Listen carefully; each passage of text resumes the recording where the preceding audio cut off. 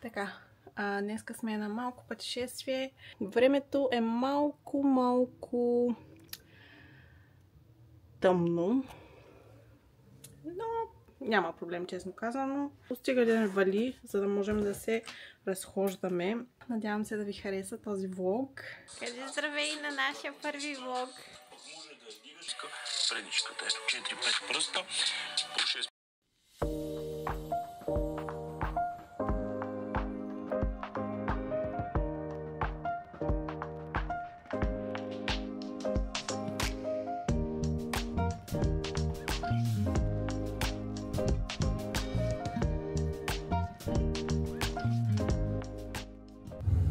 Е, тук вече е 30-ка.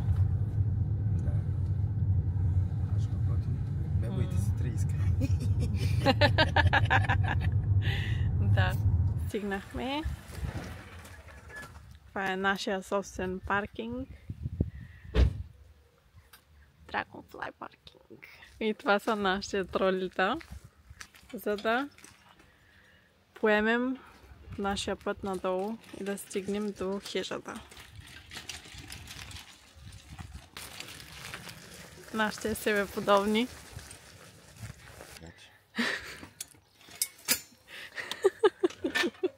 Вау! Предполагам сме на там някъде, защото виж тук има някаква пътечка зелена. Къде отиваш? Да.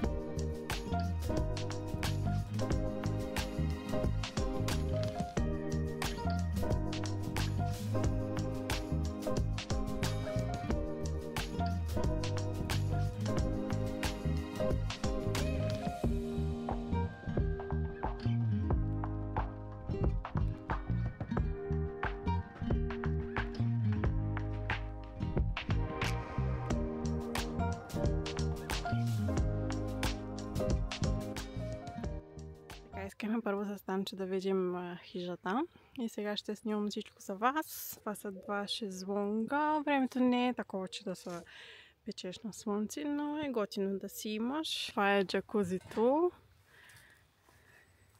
Това са дървата за джакузито. Да се стопля вътре водата. Ти отвори ли да видиш? Да. Ела. Я да видя. Може да се отвори, да тига просто. Така. Тук е водата.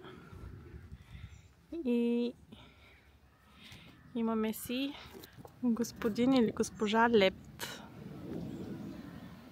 който си се чеше там. Продължаваме. Това е гледката.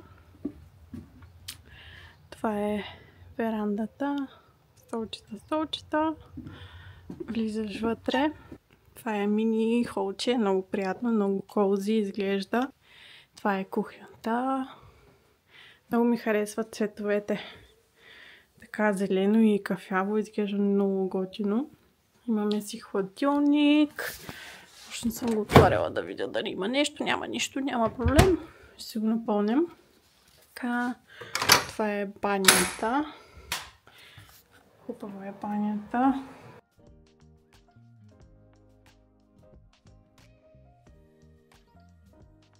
И това е спалнята.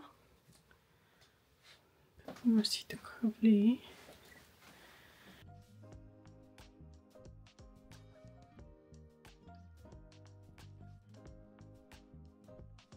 Идваме до магазина, за да си накупим неща за хапване.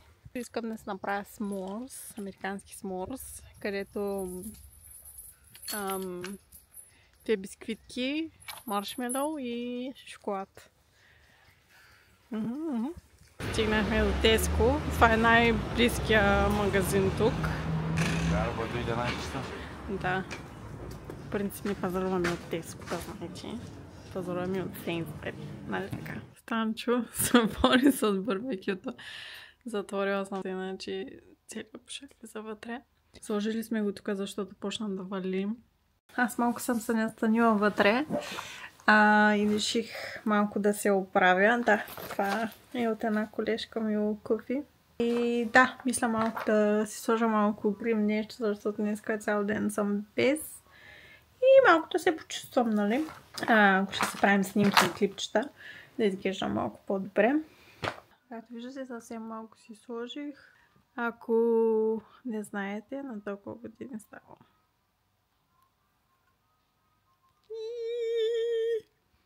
Вече е сутринта и отиваме на разходка към... Как се казваше? Дрейкот Уотър. Сега първо отиваме да кажем добро утро на всичките овце. Овце. Къде са нашите овце? Няма ги. Прибрани са.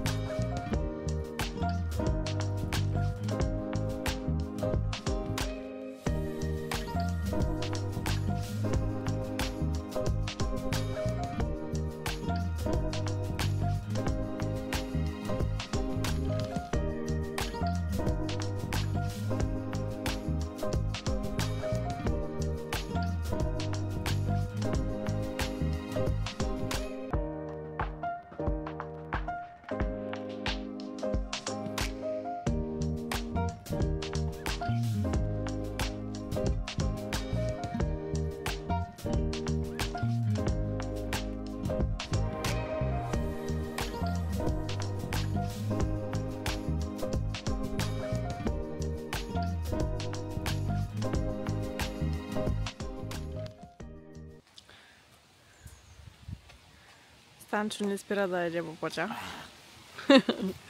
Намерихме тази слива.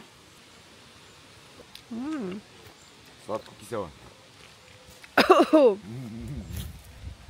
Сега са готови за ракията.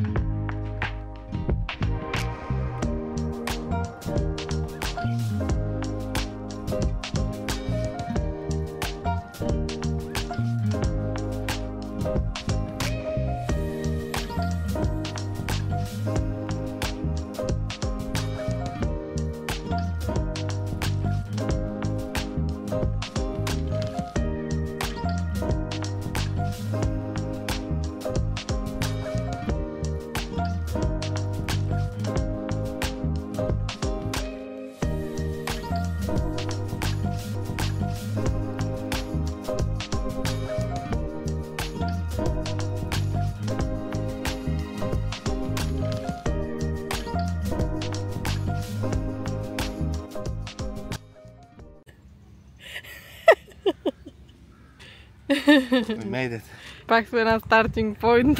Прибираме се. Въобще не беше лесно. Колко време ни отне? 12 км.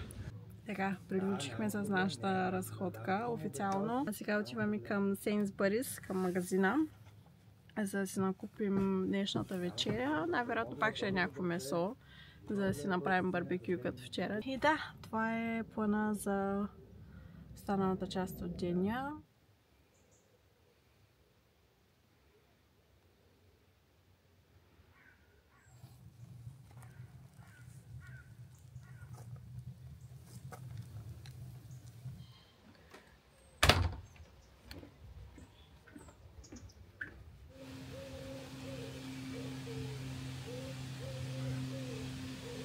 Така, последните няколко дена не сме снимали много.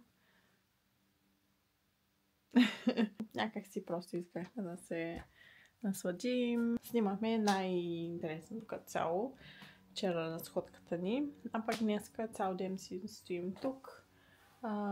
Гледахме филм по някое време. Дремнахме. Сега отново си правим барбекю. И всъщност утре сутринта ни е check-out time. 10 часа сутринта, обаче решихме да се преперем тази вечер, за да може утре сутринта да се наспим колкото си искаме. Когато си почивка, няма нужда да се събужда с аларми, да се притесняваш, да бързаш и така. Няма нужда да спим още една вечер тук. Насладихме се достатъчно на мястото и ще вървим обратно към Лондон.